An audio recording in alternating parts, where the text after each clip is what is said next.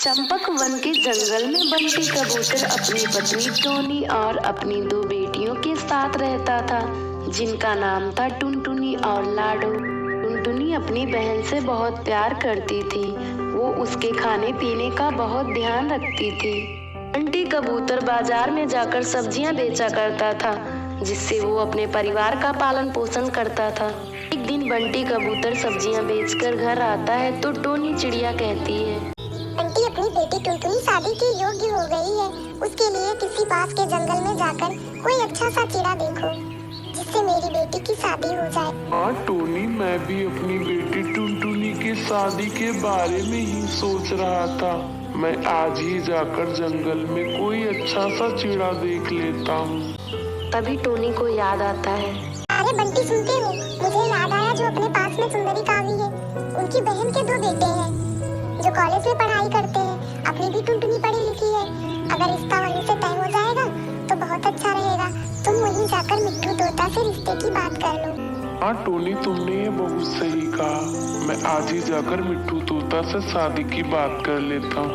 इतना कहकर बंटी कबूतर सुंदरवन की ओर निकल जाता है। बंटी मिट्ठू तोता के घर पहुंचकर टुनटुनी की शादी की बात करने लगता है। मिट्ठू तोता, मैं अपनी बेटी टुनटुनी की शादी तुम्हारे बेटे बबलू से करना चाहता हूँ।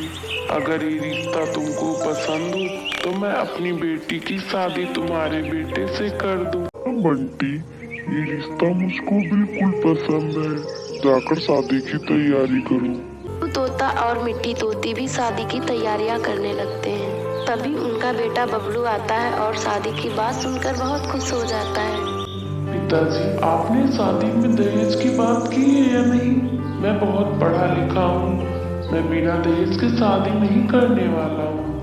बंटी सब्जी बेचता है, उसके पास बहुत सारे पैसे हैं। वो टुनटुनी की शादी में दहेज जरूर देगा। पिताजी, आप शादी की तैयारी करें। मिट्ठू तोता और उसकी पत्नी और उसका बड़ा बेटा बहू मिलकर शादी की तैयारियां करने लगते हैं। दिन बारात लेकर टुनटुनी के घर पहुंच जाते हैं। बबलू और टुनटुनी की शादी बहुत धूमधाम से होती है और दहेज भी खूब देते हैं। टुनटुनी अपनी ससुराल आ जाती है। जंगल के सभी पंछी टुनटुनी को देखने आते हैं। टुनी चिड़िया की मुंह दिखाई की रस्म होती है। तभी बबली कबूतरी और पिंकी चिड़िया कहती है, बबलू, तुम्हारी टुनटुनी तो बहुत सुंदर है। ऐसी चिड़िया पूरे जंगल में नहीं होगी। और बबलू, तुमको दहेज भी बहुत मिला है। मौसी, मुझे पढ़ी लिखी दुल्हन के साथ में दहेज भी मिला है। ये कहती है ऐसी चिड़िया पूरे जंगल में नहीं है। दिखाई की रस्म खत्म होते ही सब अपने घर चले जाते हैं। इस शादी में कोई कमी तो नहीं हुई? अगर कमी हुई तो माफ कर देना जी। नहीं टुनटुनी, शादी में कोई कमी नहीं थी। हरिया तोता की पत्नी कहती है, आपको तो 2 ही दिन की छुट्टी मिली थी। क्या आप शहर नहीं चलेंगे? अगर नहीं जाएंगे तो ऑफिस कैसे जाएंगे? ये मेरी धर्म पत्नी, चलता हूँ। माँ और पिता से इजाजत ले लूँ, फिर शहर चलता हूँ। तोता माता और पिता की इजाजत लेकर शहर की ओर निकल जाता है। फिर उसे रास्ते में हरिया तोता और उसकी पत्नी चुड़ैल को देखकर डर जाते हैं। हरिया तोता के ऊपर अटैक करके उसे मार देती है। उसकी पत्नी को भी मार देती है। हाँ, तुम्हारे भाई ने मुझे धोखा दिया। मैं किसी को भी जिंदा नहीं रखूंगी।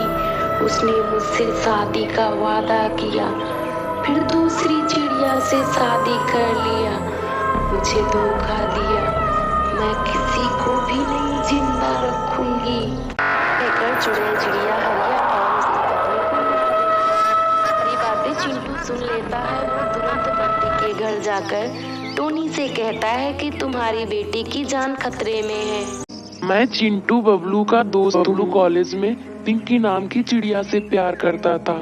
उसके पापा उसे दहेज नहीं दे पाए, इसलिए उसने उसे धोखा दिया और तुम्हारी बेटी टुनटुनी से शादी कर ली। कि चिड़िया बबलू के धोखा देने से आत्महत्या कर लेती है। अपनी आंखों से देख कर आ रहा हूँ कि पिंकी की आत्मा ने बबलू के बड़े भाई और उसकी भाभी की हत्या कर दी है। वो कहती है कि मैं उसके परिवार में किसी को जिंदा नहीं छोड़ूंगी। अपनी बेटी की जान बचा लीजिए माँ जी। टुनटुनी के घर जाती है तो देखती है कि चुड़ैल बबलू पर अटैक कर रही होती लगती है। बबलू को जान से मारकर अपने साथ लेकर चली जाती है। देखकर टोनी बहुत डर जाती है। अपनी बेटी टुनटुनी को लेकर अपने घर चली आती है। टुनटुनी अपने माता पिता के घर में रहती है। कुछ समय ऐसे ही बीत जाता है। फिर टुनटुनी की दूसरी शादी हो जाती है। टुनटुनी अपने पति के साथ खुशी खुशी घर में रहने लगती है।